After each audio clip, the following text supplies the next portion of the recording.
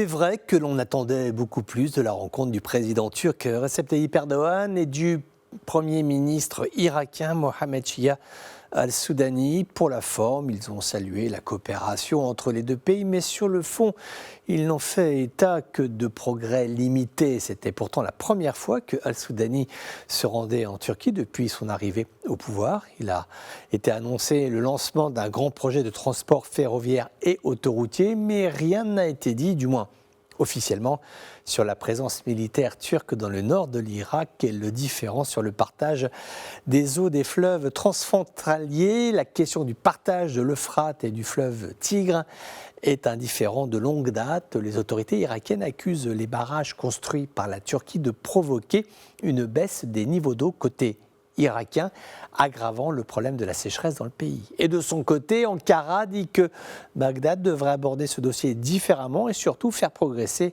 les technologies d'irrigation de ses agriculteurs. Mais le gros dossier, le point noir, c'est le sécuritaire. L'année dernière, le gouvernement irakien a accusé Ankara d'une frappe d'artillerie sur son territoire qui a tué 9 personnes, des civils. Ankara a nié toute responsabilité.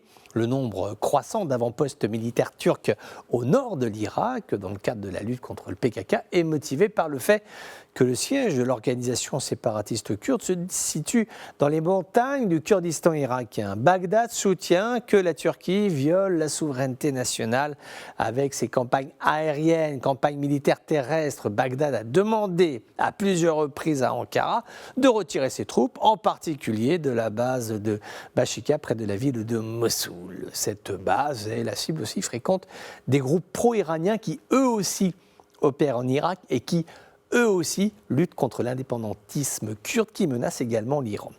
Quelques pas ont tout de même été faits à l'occasion de la rencontre Erdogan-al-Soudani, la coopération donc dans le secteur de la lutte contre le terrorisme, le souhait des deux dirigeants de travailler, de communiquer peut-être pour mieux se comprendre, essayer de surpasser leurs différends qui restent importants. L'armée turque est tout de même une force d'occupation au nord du pays, donc essayer d'éviter autant que faire se peut, les schémas et l'incompréhension qui, on le sait, dans la région peuvent hélas parfois conduire au pire.